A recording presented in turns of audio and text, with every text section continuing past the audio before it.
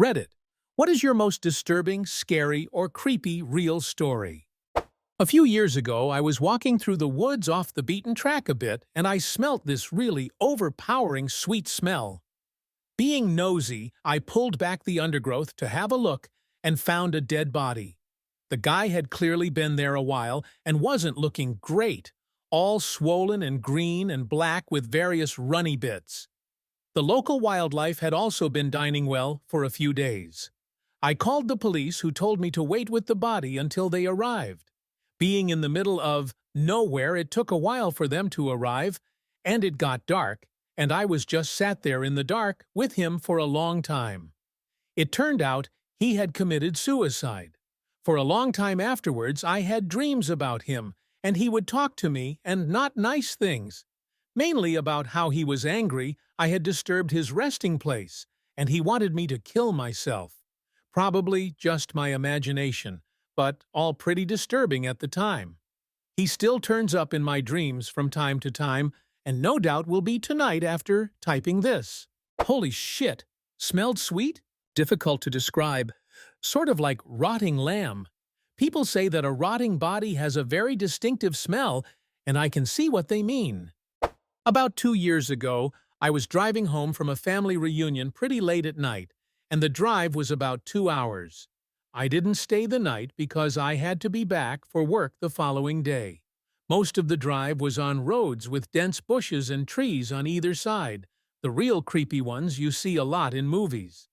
Anyway, I had been driving about 45 minutes, and I was starting to get really tired. You know how sometimes you just suddenly become really tired out of nowhere? Well, yeah, that happened to me. I knew I wasn't going to last, but I didn't come across any place that I felt I could park and safely sleep. Anyway, after it became clear to me that I wasn't going to find a place to pull up, and my tiredness wasn't going away, I did something very questionable. I pulled over to the side of the road onto the grass, behind some bushes, to try and hide my car from anybody else who was going to come past. The roads weren't empty. I came across another car every few minutes or so. I made a mental note that the time was 11:22 and then fell asleep. Sometime later, I was awoken by a scratching sound. I looked at the clock. 11:50. The sound stopped after a few seconds, and because I was still extremely tired, I didn't bother looking around and simply went back to sleep. I was later awoken by the same sound, and it was now 12:40. This time, it really freaked me out because the sound didn't stop. The thought ran across my mind that it was just an animal inspecting the car, but why would it return almost an hour after it had left the previous time?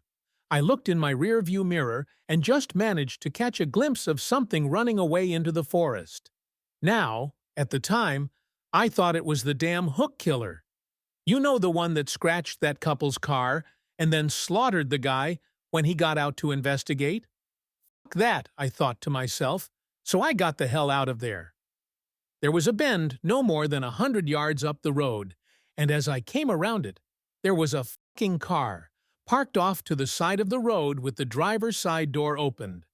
I slowed down just to look to see if anyone was in there. There wasn't. Then I looked in my rearview mirror. I didn't see anything, and all of a sudden, this guy comes sprinting around the corner. He starts screaming at me, shouting stuff like, "Hey, you, get the fuck out of your car, now!" I noped the fuck out of there and sped off. I never saw the guy again. Moral of the story: don't fucking sleep on the side of a deserted road. A few summers ago, I went for a bike ride around midnight with a friend. We went our separate ways at the end of the evening, and I had about 2 blocks to ride back by myself. Because of construction, I had to ride on the sidewalk, but the streets were dead. But it wasn't a problem until right where I was about to turn left onto my street. There was this man walking by himself, maybe 40s, a little scruffy but not homeless. The sidewalk was narrow and I didn't want to freak him out, so when I got about 6 feet behind him, I said, "Hey, behind you," and he turned around and gave me this super angry look. I turned down me street and he started to follow me, literally screaming about how I was a fucking cunt and he was going to kill me and all that. I live right off the corner, and I didn't want him to figure that out, so I decided to do another loop around the block. That's not the scary part. The scary part is that when I looped back around and looked down the street, I saw him standing on my fucking front stoop, staring out at the street like the motherfucker knew I lived there. He saw me ride by again, but he didn't say anything. I ended up going back to the friends, but my bike got stolen from the alleyway by the house 2 days later. Edit. The guy in question was definitely not actually homeless. We have a large population of mentally ill in that area, unfortunately, downtown of a medium-sized city, so if I didn't think the sidewalk was too narrow to pass, otherwise I wouldn't have disturbed him. Half the scary part was that he looked pretty much completely normal for my area. That being said, I ended up texting my mom and she made the decision not to notify law enforcement until my bike was stolen. I was delivering a hot tub to this contractor/realtor in this fancy gated community near Branson, MO. When I arrived, the construction workers were in charge of telling me where the thing was supposed to go. It was going on the 4th floor balcony, but because of the way the house was built, the 4th floor was ground floor. The other 3 floors were on the side of a hill, but the driveway was even with the first 4th floor entrance, if that makes sense. So, lot of construction going on, but to get the hot tub on the balcony, I had to make a ramp, take it from the drive, down into the yard, up a ramp to the porch, through the living room door, across the living room, out the back patio doors, onto the deck. Problem with this was, the deck was unfinished. A huge section of decking was missing. They had literally installed only enough decking so that I could go from the patio doors to the far corner of the deck where the hot tub would sit. There was no railing. The hot tub weighed 900 pounds, and it was a 4-story drop if I fell. The construction workers volunteered to help me. We got it out onto the deck, crossed the narrow bridge of installed decking to the corner, and I was about to lay it down.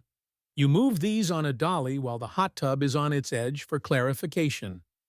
Laying it down isn't that hard. You tilt it, bring it down to your lap, grab the strap, securing it to the dolly, and lower it to the deck. It's very controlled, and I'd done it thousands of times. However, this deck wasn't finished, so the contractor wanted to leave it on its edge.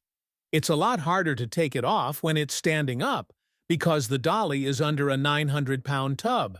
But I've done it before. I told them that we would have to put blocks under one side of the dolly, tilt the tub and pop the straps to release the dolly so it could be removed from the area.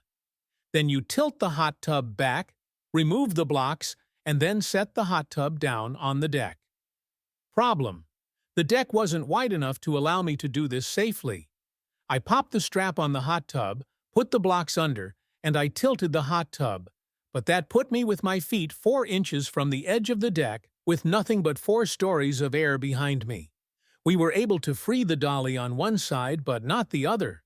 The hot tub had to be leaned over further toward me. I tell everyone to freeze and they do. I didn't want anyone messing with it because I had to shift my feet back 5 inches so my heels were off the deck. I'm freaking out, but it's all going smooth. I have a construction worker on each side of me helping support the tub, 3 construction workers freeing the dolly, and 1 useless worker playing with the strap that is going to secure the tub onto the house so that the wind doesn't blow the tub over. We are inches from having the dolly freed when one of the construction workers freeing the dolly gets impatient and kicks the corner of the tub to dislodge it from the dolly. It works for him, but unfortunately for me, I didn't have my feet set yet. I shout that I'm falling.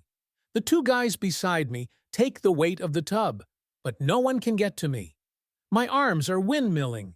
I'm bent almost double backwards, trying my damnedest to stay on the deck.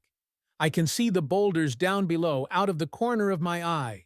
I'm falling, and there isn't anything I can do about it. I feel myself go. I'm falling. My heels slip out from under me, and no one can reach me. But then suddenly, I'm flying forward. Something is under the small of my back, and it's slamming me into the bottom of the tub. The dolly is removed, and the tub stood up with me hugging it before I find out what saved me. The useless guy playing with the strap had already secured one end to the house. When I fell, the strap was already behind me, hanging off the deck. The construction worker pulled it tight with all his might, arresting my fall. It wasn't there for that purpose, but he saved my life that day. I would have been dead if not for him. I thanked him by sending him and his wife and kid to Breckenridge, Colorado for Christmas. It was actually a vacation I'd saved for and was about to surprise my wife and daughter with, but I felt he deserved it more. Plus, my wife and daughter didn't know anything about it. Yeah, that was one of my most scariest moments ever. TLDR fell off a fourth-floor deck, but construction workers saved me at the last moment. So I rewarded him with a vacation to Breckenridge, Colorado.